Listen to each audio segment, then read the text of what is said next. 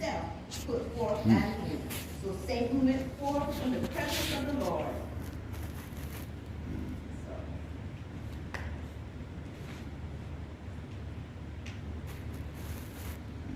In the book of Job, who was Job? Job was one of the most godly men there ever was. He trusted God, he believed in God, he put everything he had into knowing God and living a good life. He was good to his family, he was good to his friends, he was good to the people all out in the colonies or whatever you want to call them. He was a man of God. He was not a man that be good to just his family. He was not a man like that. There's some people that say they love God, but what do? Do they love others? No. Do they care about others? No. Do they make sure others have food? No. Do they make sure that others have clothes? No. They look at the homeless and turn their head and feel nothing. How is that? Job was a good man. He was blameless, and he was just everything. Everything was taken from his family, his servants, his livelihood. Everything he had worked for, he lost. His health, his friends turned their back and blamed him. Even his wife wanted him to curse God. Through all the pain, the hurt, the depression, the loss of his wealth and health, Job kept his faith. Yes, he cried, he hurt, we all go through storms, but never give up. God is always with us. Trust him on his path. Now, I just want to say one thing about what Job went through as his mental state of mind. When I was in the hospital and we had family therapy, and everybody was in the group and everybody's family was there and everything. So my mom stood up and she said, if my daughter trusted God, she would not be depressed. And everybody said, oh, they couldn't believe that she had said that. That hurt me so bad because all my life I loved Jesus. All my life I served him. When I was a teenager, I would take my $25 little kindness that my family gave me a week, and I would buy clothes for the little kids they call it down in the quarter, that their mamas was young and they had kids and they couldn't take care of them properly. But I had a giving heart because we all go to the same church. So I knew the little kids that needed stuff. So I didn't need anything. My mama provided for us for everything. Clothes, food, snacks, wherever we wanted to do. So what did I need money for? So I used it to help the little kids. I would take a stroller and ride them around and stuff. And my girlfriends, I was in the cheer club, they would pick at me and they was like, you need to get a boyfriend. What's wrong with you? I didn't care about that. I cared about the children. I cared about people that was less than. That's what I cared about. And I was always that way. So I want to continue with my story. My story is what my life was stolen. When I look back over my life, I see a girl young and innocent with the love of God in her heart. But life took a turn and I lost it all. Through trials and tribulations I never saw coming. I lost my love, my home, everything I held dear. I heard it, but I did not give up. I left what I knew and sought something new, but had no way of achieving this cause. I had nothing. I looked down and I saw two small faces, my son Felipe and my daughter Felicia. So I knew that I had to keep going. So I called my brother and he said, come here to me, but not the children. My heart broke yet again.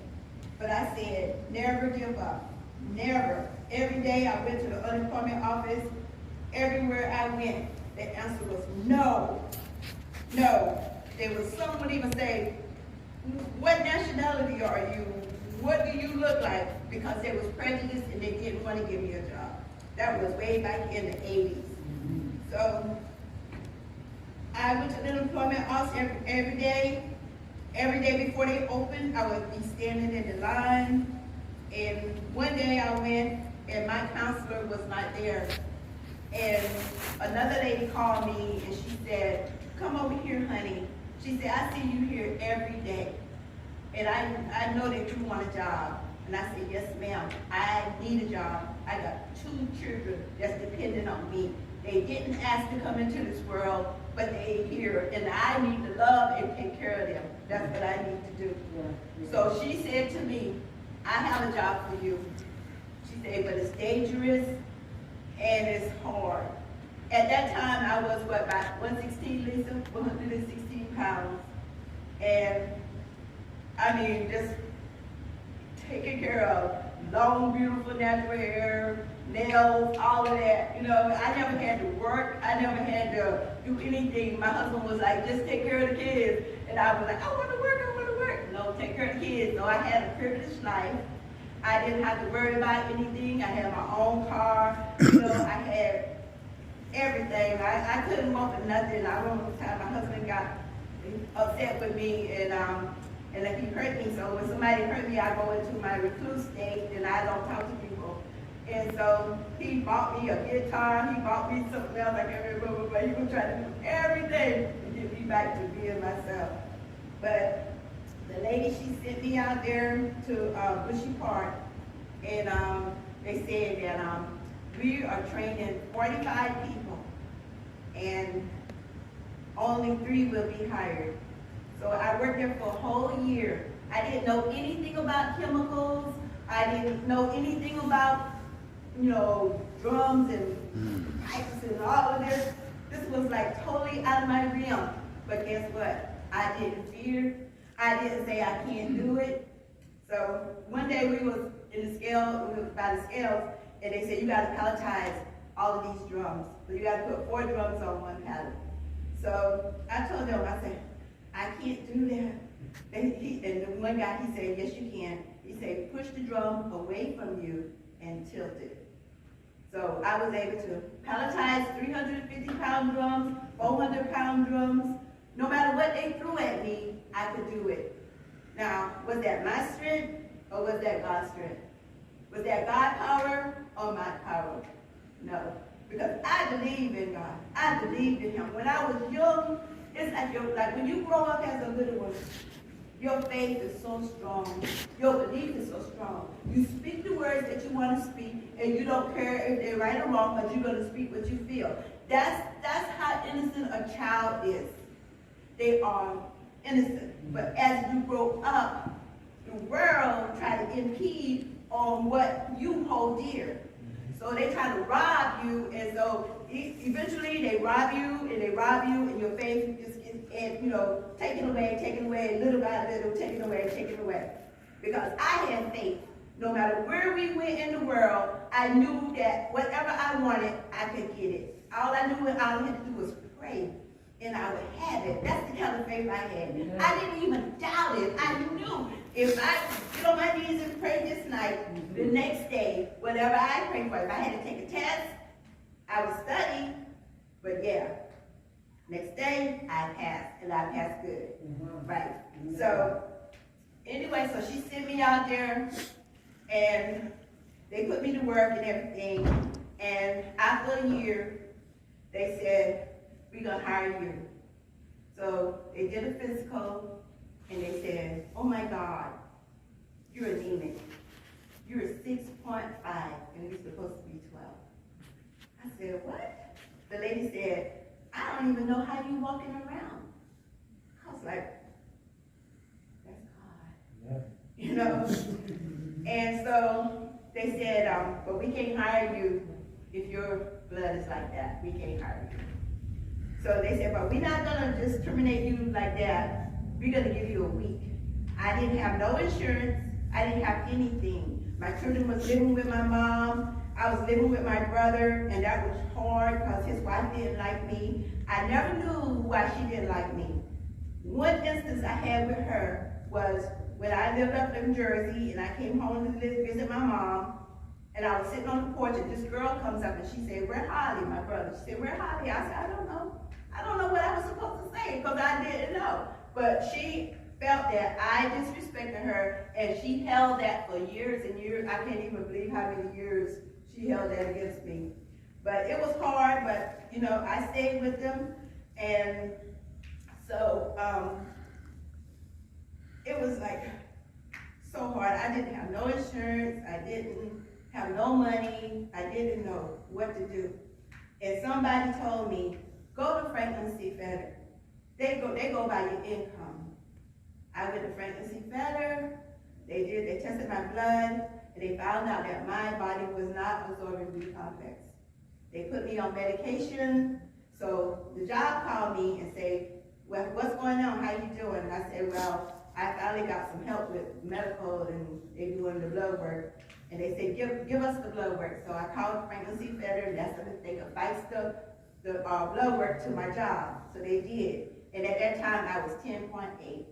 And they was like, how can that even happen? How? How can that happen? You were 6.5 a week ago, and now you're in the 8s. So they said, we're going to hire you, no problem. You hired, you know. Amen. But what is that? That is God. Yeah. That's not me. I can't change my blood. Only God can. Yeah. You know, I can't do anything. Only God can. I was never worried. I did not know how it was going to work out, but I knew it was going to work out. Yeah. So they hired me, and there's 3 guys, and in 1 year, I went from making $8 to $14. And then 3 months after that, I was at $16. And a year after that, I was at $18. And a year after that, I was at $20. And after that, I was $25. And so when I got hurt and had to go into disability, I was making $56,800 without working any overtime. But I did work a lot of overtime, right, Lisa? But I mean, I could go into the 60s and the 70s if I had wanted to. But no, I'd rather kind of go on vacations and do stuff like that and have fun. But you know, it worked out. So anyway, that was how I feel like I was suffering, but I never gave up. You know, I was hurt by the one that loved you and disrespected, and just, I'm supposed to live with that? I can't live with that. If you do me wrong, I'm not gonna sit there and let you disrespect me, and I'm not gonna be weak. That's who I am. You're either gonna treat me right, or I'm not gonna be there. That's just the way I am. I always believe that I am God's child, and you can't treat me any kind of way. You can't, because I'm not gonna take it. I'm not gonna take it, because I know wherever I go.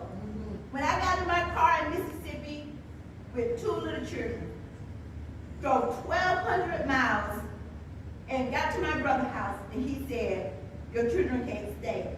And I had to be separated from my children. You don't know how happy I was when I could go get my children. You know, so anyway, I have this little poem, and we're gonna close it up. My soul is the title of my poem. My soul search for the meaning of life. My mind is twisted. Lord, do I hurt? I search for a better life, but it eludes me. I find myself sinking into hell. I made for myself a storm. I twisted around into the deeper mire of my mind, which is a whirlpool of negativity as the tears fall.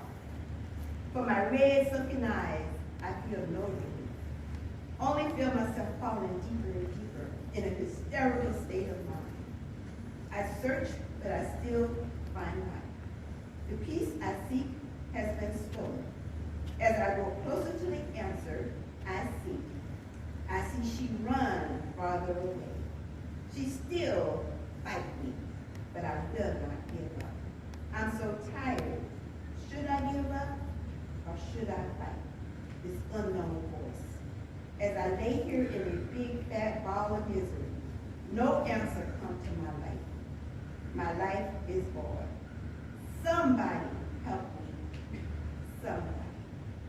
Thank you.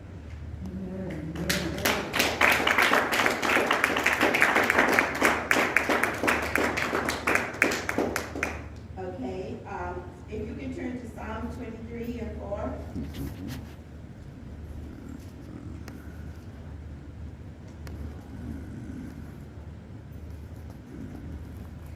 Yea, though I walk through the valley of the shadow of death, I will fear no evil, for thou art with me. Do anybody know what that means? Can anybody tell me what that means? Yea, though I walk through the valley of the shadow of death, I will fear no evil, for thou art with me. I feel like what he's saying is that we are going to go through trials and tribulations. We're going to go through the fire. We're going to be burnt. We're going to go through tribulations. We're going to go through storms. We're going to go through all kinds of things. Everyone in here has gone through trials and tribulations, betrayal, hurt, abandon, everything you can think of. But, yea, though I walk through the valley of the shadow of death, I will not fear, for he is with me. God is with us through everything. He's not behind us. He's not ahead of us. He is with us. He is with us through the fire.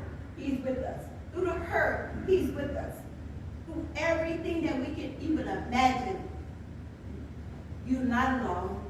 God is with you. And he walks with you. He talks with you. You just have to be open to him. Open your eyes and see that God is there waiting for you to say yes. He's not going to say yes for you. You got to say yes. So we got another little poem about life. Life, you kick me all around. You think you can beat me down. Do you know I am not in this fight alone? Jesus said, I am his child, and he will never leave nor forsake me. So keep thinking that you can beat me. All your efforts are in vain. I see myself in a mellow field and the sun just shining on my face. Then I hear you roar life.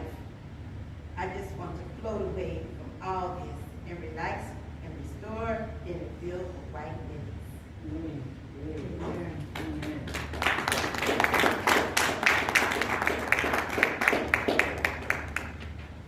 So if you go to Job 42, you will see that in the end, God will restore everything that the devil has taken from you.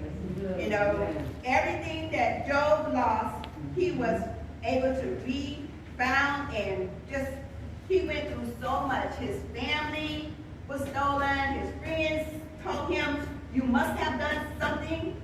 Why do people think that you have to do something just because you're suffering? You know, we all going to suffer. God said that we will suffer, we will go through storms, we will always. He will never leave us nor forsake us. Never, ever leave us. Never. He's always there with us. And in Revelation it says, in Revelation 21 and 4, this is so beautiful.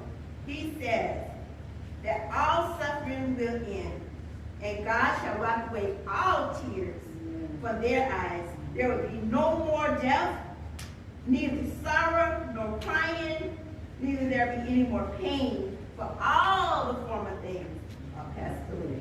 Amen.